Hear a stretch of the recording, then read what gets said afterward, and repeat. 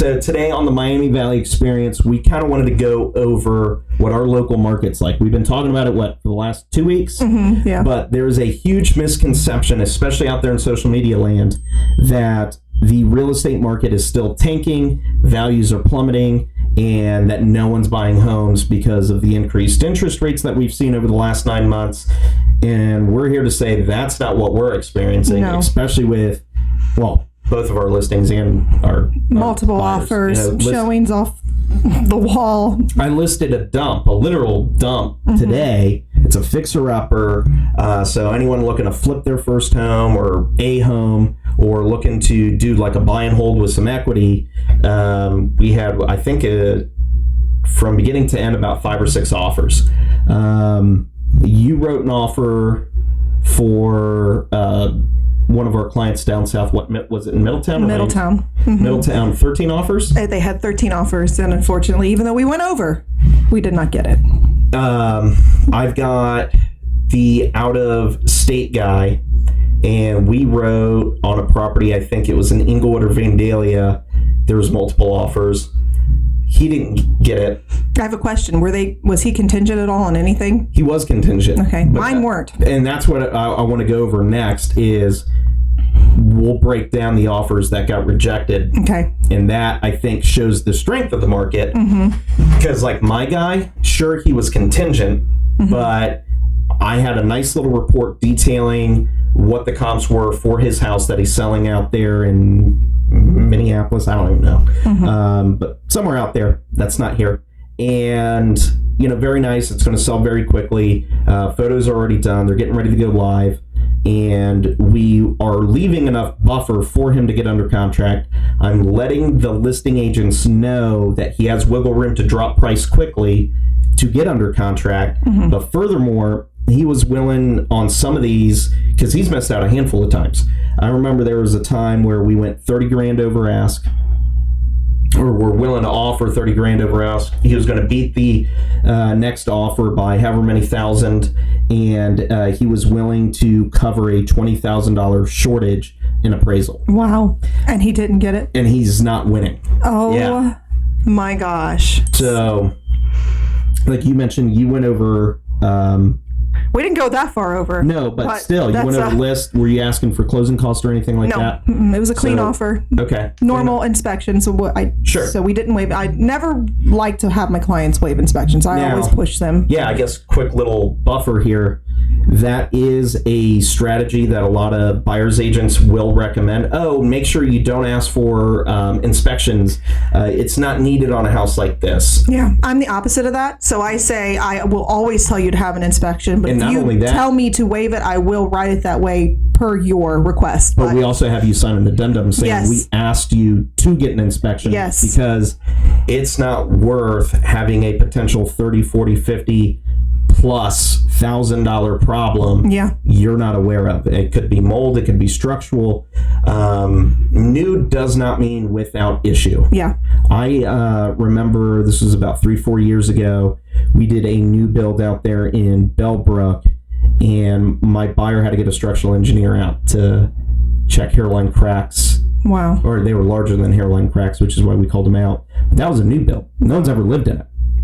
Age does not mean without fault. I mean, honestly, I feel like an aged house, you at least know its story to some degree, yeah. You walk through those like 50-year-old ranches, and what's this needs done, that needs done. Like the ones that still look brand new. Sure, that looks great, and you probably don't have any major issues. But then again, we don't go up in the attic. Yeah, no. I remember, and I won't go in the attic. The last house I sold.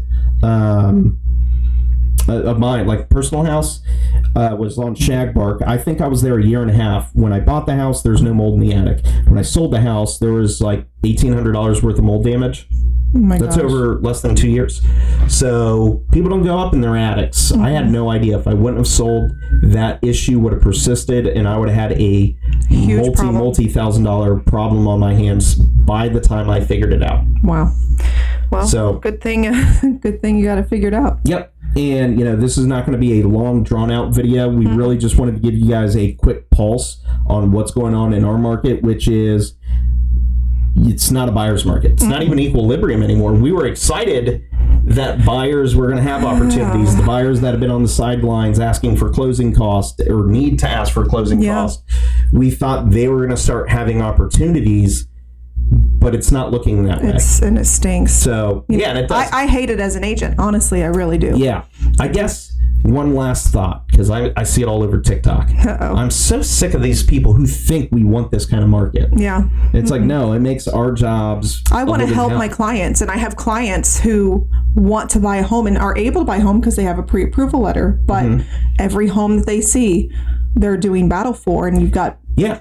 So all intents and purposes, they're extremely qualified. They're just not competitive. Yeah, because they can't go over. Right? Yeah. They're not bad buyers. No, they're fantastic buyers. And they would make it to closing, but we've got people going 15, like you said, up to $30,000 over list price. And it's happening all over again. 2022 is happening in 2023.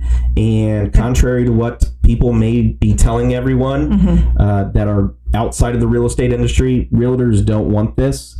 There's this idea that if the market is not moving up, realtors don't make money. Yeah, no. But, not that we care. We just want to help people. But if we're in an up market, a neutral market, or a down market, people still need to buy and sell homes. It sucks because in a down market, they're usually downsizing because someone loses a job or something like that. Yeah. So for all these folks that are hoping and praying for a major recession, it's like, you're hoping and praying that people are going to lose their job. It's like, I don't want that. I just want stability. I just want a healthy market, where everybody has a chance. So, I mean... And, I connect with a lot of agents across the country. It's not just our area. Agents in Columbus are saying the same thing. Agents in Cincinnati. Agents in Boston, Philadelphia. I literally talk to agents all across the country, and they're seeing the exact same thing for the most part. LA, I think some of those major cities, I think they're still lagging a little bit, but for the most part, your regular run-of-the-mill, affordable, middle class areas, they're struggling to get housing, so it's super competitive. So that is our, I don't know, our little report, 2 cents. Yeah. That's our 2 cents on the market. Let us know what you guys are seeing out there, if you're either buying or selling or trying to compete or whatever, or maybe what you're hearing from your friends and coworkers. We'd be interested to see if other people are experiencing the same thing. Yeah. I'm Jonas Helbert. I'm Katie Masters. Oh, jinx. Yeah. All right.